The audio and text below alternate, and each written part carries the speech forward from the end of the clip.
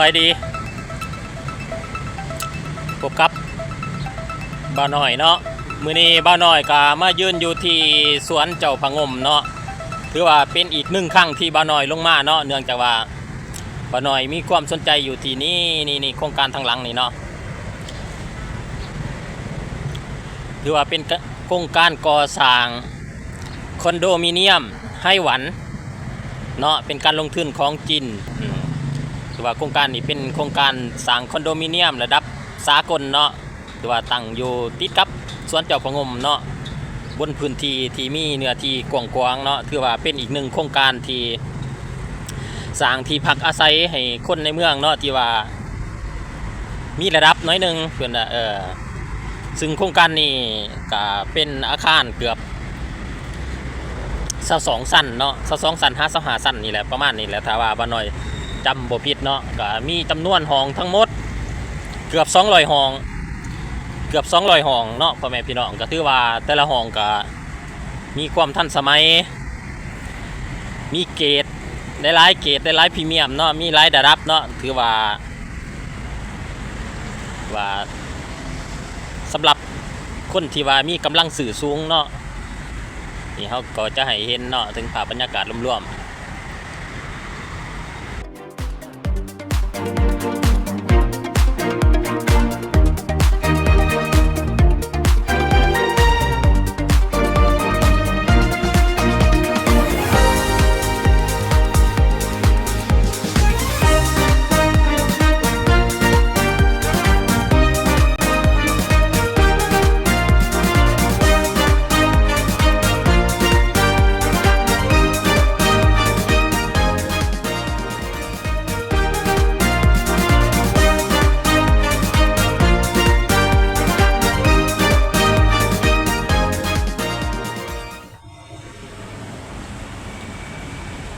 บริเวณนี้ก็เป็นสวนสาธารณะเนาะเป็นสวนเจ้าพะงม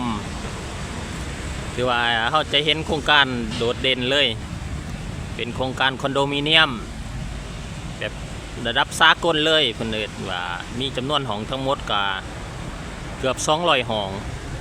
เป็นการลงทุนของนักลงทุนจีนเนาะพ่อแม่พี่น้องคือว่าเขตนี้ก็จะเห็นได้ถึงการสร้างสาพัฒนาแล้วก็มีความเจริญขึ้นมาซึ่งผู้คนหรือว่าประชากรก็มีการเพิ่มขึ้นในนั้นก็มีคนต่างประเทศเขามาอาศัยอยู่นครหลวงเวียงจันทร์เป็นจำนวนหลวงหลายซึ่งการสร้างคอนโดมิเนียมหรูหรือว่าคอนโดมิเนียมระดับสากลนี่ก็เพื่อรองรับนักท่องเที่ยวหรือว่านักลงทุนกลุ่มนักธุรกิจเนาะที่ว่าเขามาท่องเที่ยวหรือว่ามาเฮ็ดเวียกมาลงทุนอยู่นครหลวงเวียงจันทร์แล้วก็มีที่พักอาศัยที่ว่าหรูหราเนาะหรูหราสมฐานะสมระดับพรีเมียมฉะนั้นโครงการนี้ก็ถือว่าจะตอบโจทย์ให้กับนักธุรกิจได้หลายกลุ่มคนหลายกลุ่มประเทศเขตสวนเจ้าพะงมนี่เฮาก็จะเห็นในส่วนหลังๆมานี่ก็จะมีโครงการต่างๆคือว่าสร้างขึ้นเป็นจำนวนหลงหลายเนื่องจากว่าเขตพื้นที่ดังกล่าวที่ดินดังกล่าวถือว่าเป็นจุดทำเลที่ดีเนาะถือว่าเป็นเกิดว่า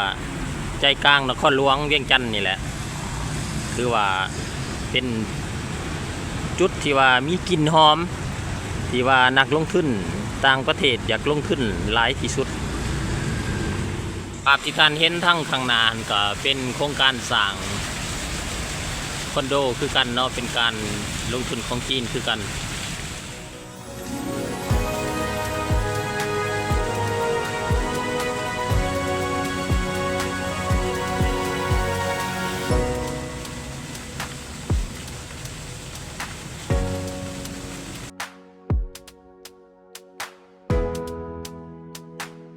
ทีนี้ก็เป็นหูปั่นรอพระเจ้าพะงมเนาะคือว่ากษัตริย์แห่งอาณาจักรลาวลันสร้างคือว่าเป็นผู้ที่ว่ามีความเก่งกาจสามารถและก็นำผ้าเต่าโฮมเป็นอาณาจักรลาวลันสร้างอาณาจักรที่ว่าเข้มแข็งและยิ่งใหญ่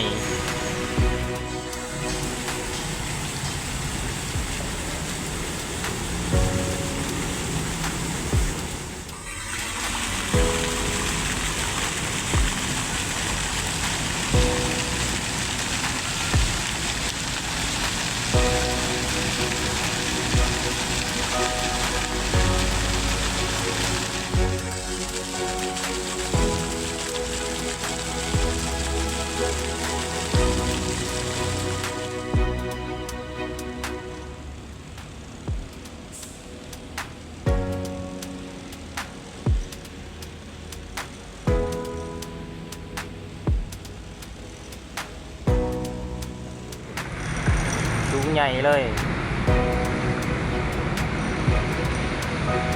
แล้วก็ตั้งอยู่ใน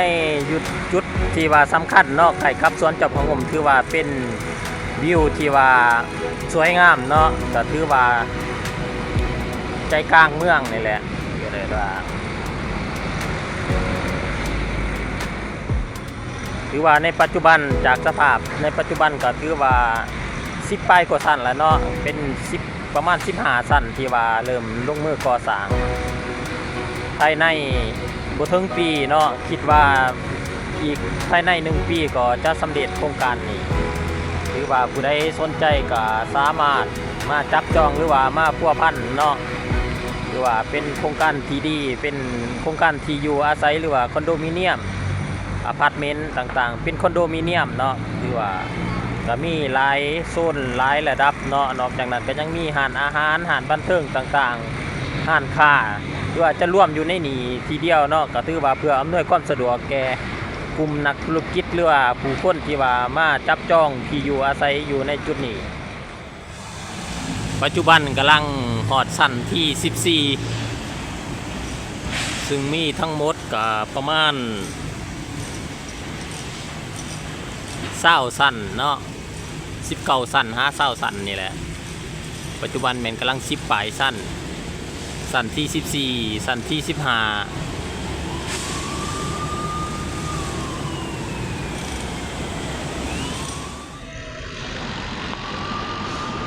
บริษัทไต้หวันหรือว่ากลุ่มบริษัทไต้หวันเป็นกลุ่มบริษัทสากลเนาะที่ว่ามีประสบการณ์ทางด้านโรงแรมและอพาร์ตเมนต์ระดับสากลเนาะถือว่าการเขามาลงทุนอยู่ที่สปป.ลาวถือว่าเป็นอีกหนึ่งโปรเจกต์เนาะที่ว่าทางบริษัทกลุ่มไต้หวันตัดสินใจเข้ามาลงทุนเนื่องจากว่าเห็นศักยภาพและก็เห็นเงื่อนไขหลายสิ่งหลายอย่างอยู่ในสปป.ลาวเนาะกับการเพิ่มขึ้นของกลุ่มนักธุรกิจและภาสกรเนาะเขาเอิ้นว่าอันกลุ่มนักลงทุนที่ว่าเขามาอยู่นครหลวงเวียงจันทน์ตัวนี้ก็ถือว่าเป็นการตลาดเป็นการลงทุนของต่างประเทศที่ว่าเบิ่งเห็นเขาเอิ้นว่ามิตรทำเลทองอยู่ในนครหลวงเวียงจันทน์ก็ทั้งกลุ่มบริษัทไต้หวันก็เขามาลงทุนโดยเขามาลงทุนใส่ทั้งด้านที่อยู่อาศัยอสังหาริมทรัพย์ที่อยู่อาศัยหรือว่าอพาร์ตเมนต์คอนโดมิเนียมว่าเป็นบริษัทที่ว่าร่วมมือจากทั่วโลกแล้วก็มีหลายสาขาแล้วก็มีชื่อเสียงระดับโลกและทั้งด้านการก่อสร้างอพาร์ตเมนต์ที่มีคุณภาพระดับสากลเนาะนั่นก็แม่นการลงทุนของกลุ่มบริษัทไต้หวัน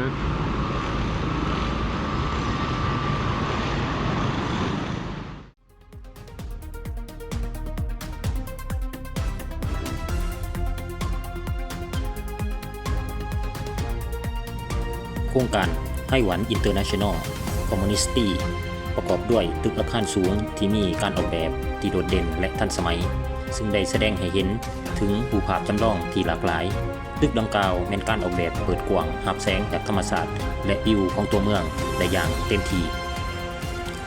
ภายในโครงการจะมีสิ่งอำนวยความสะดวกครบวงจรเช่นศาลอยน้ำสวนพักผ่อนสโมสรและพื้นที่ส่วนกลางซึ่งได้ถูกออกแบบมาเพื่อตอบสนองกับความต้องการของชีวิตที่มีความทันสมัยการลงทุนครั้งนี้ของนักลงทุนจีนถือเป็นอีกหนึ่งบาทเก่าที่สำคัญในการพัฒนาอสังหาริมทรัพย์ในลาวเฮามันบ่เพียงแต่จะสร้างเวียกเฮ็ดงานทำให้แก่ชาวลาวแต่ยังจะช่วยยกระดับมาตรฐานการดำรงชีวิตและสร้างความสวยงามให้แก่นครหลวงเวียงจันทน์อีกด้วยจุดเด่นของโครงการไต้หวัน International Communityสถานที่มันตั้งอยู่ใจกลางนครหลวงเวียงจันทน์ใกล้กับสวนสาธารณะเจ้าฟ้างมซึ่งเฮ็ดให้การเดินทางไปมาสะดวกสบายและใกล้กับสถานที่สำคัญต่างๆการออกแบบมีการออกแบบที่ทันสมัยหรูหราเน้นใส่ความสวยงามความปลอดภัยของที่อยู่อาศัย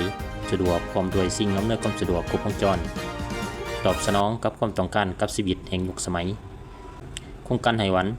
Community คาดว่าจะเป็นทางเลือกใหม่ที่น่าสนใจสำหรับผู้กำลังสอบหาที่อยู่อาศัยระดับสูงหรือผู้ที่ต้องการลงทุนในอสังหาริมทรัพย์ที่มีมูลค่าสูงในนครหลวงเวียงจันทน์